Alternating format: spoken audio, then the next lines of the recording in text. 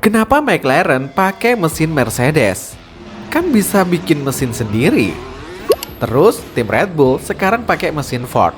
Padahal dulu mereka pakai Honda. Aston Martin juga punya mobil super mahal sendiri. Kenapa mesinnya malah Honda? Dan yang paling aneh, kenapa ada tim yang bahkan nempel ke pabrikan lain demi bertahan hidup? Karena di F1, mesin itu adalah nyawa. Di Formula One modern, ada dua tipe tim. Pertama, Works Team, tim yang bikin mobil dan mesin sendiri. Kedua, Customer Team, tim yang membeli mesin dari pabrikan lain. Dan mayoritas di tim grid F1 saat ini sebenarnya adalah customer. Karena bikin power unit di Formula One itu susah, pakai banget.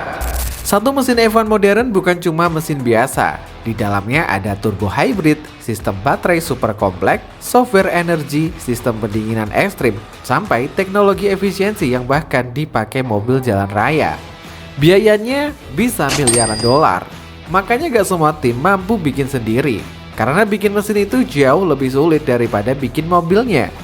Nah sekarang kita bahas satu persatu semua tim F1 dan kenapa mereka memakai mesin tertentu. Dimulai dari Ferrari Power Unit. Pertama tentu saja Scuderia Ferrari. Ferrari adalah definisi asli dari Works Team. Mereka bikin sasis sendiri, mesin sendiri, bahkan filosofi mobilnya juga dibangun mengelilingi power unit mereka.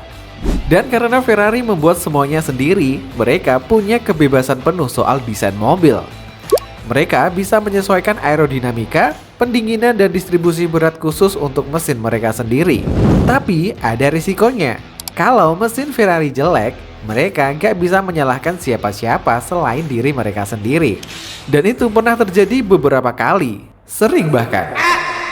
Yang pakai power unit Ferrari ada beberapa tim. Salah satunya Haas F1 Team. Haas mungkin adalah salah satu contoh paling ekstrim dari customer team modern.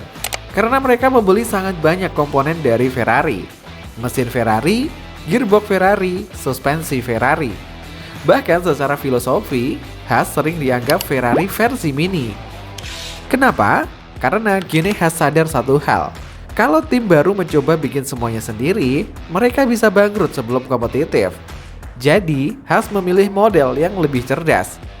Mereka fokus di area tertentu, lalu membeli komponen legal dari Ferrari supaya lebih murah dan lebih cepat berkembang. Dan strategi itu sebenarnya berhasil, karena dibanding tim baru lain di sejarah F1, Haas bisa langsung cukup kompetitif dalam waktu singkat. Lalu ada pendatang baru, Cadillac Formula One. Walaupun membawa nama besar Cadillac, mereka belum membuat mesin sendiri. Untuk sementara, Cadillac memakai mesin Ferrari. Dan ini sebenarnya langkah yang sangat masuk akal. Karena masuk F1 itu cukup sulit, kalau mereka langsung mencoba bikin power unit sendiri dari awal, resikonya terlalu besar. Makanya banyak tim baru memilih menumpang dulu ke pabrikan besar sambil membangun pondasi tim mereka. Mercedes Power Unit. Mercedes AMG Petronas Formula One, inilah tim yang mengubah era hybrid Formula One. Saat regulasi hybrid dimulai tahun 2014, mereka datang dengan mesin yang jauh lebih unggul dibanding rival mereka. Tenaganya gede, efisien, dan paling penting, reliable. Dan dominasi itu benar-benar gila. Karena bukan cuma Mercedes yang menang, tim customer mereka juga ikut kuat. Itulah kenapa mesin Mercedes jadi rebutan. McLaren Formula One Team sekarang memakai power unit Mercedes. Tapi perjalanan mereka soal mesin sebenarnya kacau banget. Mereka pernah sukses besar dengan Mercedes di era Hamilton awal. Lalu pindah ke Honda, berharap mengulang era legendaris Ayrton Senna. Tapi hasilnya malah bencana. Mesin Honda saat itu sering rusak, kurang tenaga dan bikin McLaren jatuh ke papan tengah. Akhirnya McLaren pindah lagi. Dan sekarang mereka memilih Mercedes karena dianggap paling stabil dan paling aman untuk bersaing di depan. Lalu ada tim Williams Racing. Dulu Williams adalah raksasa Formula One, tapi sekarang mereka lebih realistis. Daripada menghabiskan uang untuk bikin mesin sendiri, Williams fokus memperbaiki sasis dan operasional tim. Dan mesin Mercedes membantu mereka tetap kompetitif tanpa harus membakar budget besar. Buat tim seperti Williams, customer engine adalah cara bertahan hidup. Lalu ada Alpine F1 Team. Dulu mereka identik dengan Renault, karena Alpine memang bagian dari grup Renault.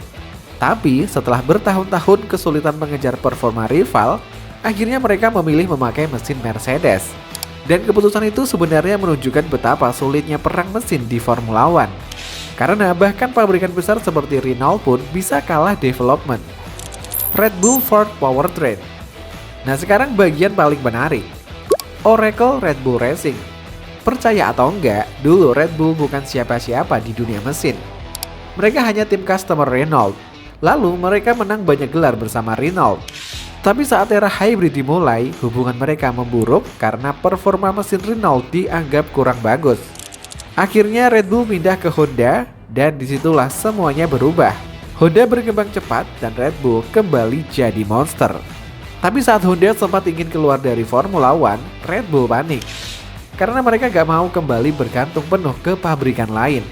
Makanya mereka membangun Red Bull Powertrain. Dan sekarang mereka bekerjasama dengan Ford Motor Company untuk mengembangkan mesin sendiri.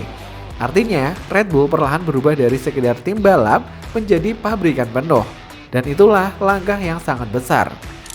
Racing Bull, tim junior mereka, juga memakai mesin Ford yang sama. Karena mereka memang dijadikan tim satelit untuk mendukung Red Bull.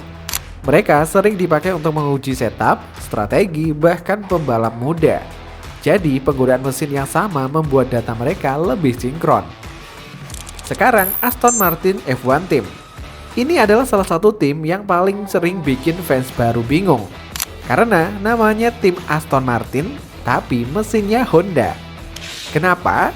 Karena Aston Martin sebenarnya lebih fokus membangun tim balap elit dibanding jadi pabrikan mesin. Dan hubungan mereka dengan Honda baru saja dimulai. Di F1 modern, kalau mau jadi juara dunia, gak boleh cuma jadi konsumen. Makanya kerjasama eksklusif dengan Honda ini jadi pilihan paling logis buat Aston Martin biar bisa lepas dari bayang-bayang Mercedes dan punya mesin yang didesain khusus buat sasis mereka sendiri. Terakhir ada Audi F1 Team dengan Audi Power Unit. Audi datang ke Formula One bukan setengah-setengah. Mereka masuk sebagai works team penuh. Artinya, mereka bikin mesin sendiri dan membangun proyek besar jangka panjang. Apalagi, Audi punya pengalaman besar di dunia endurance racing dan teknologi hybrid. Makanya banyak orang yang penasaran, apakah Audi bisa langsung kompetitif? Di Formula One, mesin bukan cuma soal kecepatan. Kalau power unit terlalu panas, mobil bisa lambat. Kalau baterainya gak efisien, mobil kalah di track. Kalau packaging mesinnya buruk, aerodinamika mobil juga ikut rusak. Jadi mesin mempengaruhi hampir semuanya. Makanya hubungan antara tim dan juga pemasok itu sangat krusial. Kadang satu keputusan ganti mesin bisa mengubah nasib satu tim selama bertahun-tahun. Jadi sekarang kalau lihat Formula One, jangan cuma lihat warna mobil atau nama pembalapnya. Karena di balik semua itu ada perang teknologi antar pabrikan besar dunia. Ferrari, Red Bull, Mercedes, dan juga Audi. Dan di F1 modern, kadang mobil yang tercepat bukan milik tim paling kaya, tapi milik tim yang memilih mesin yang tepat.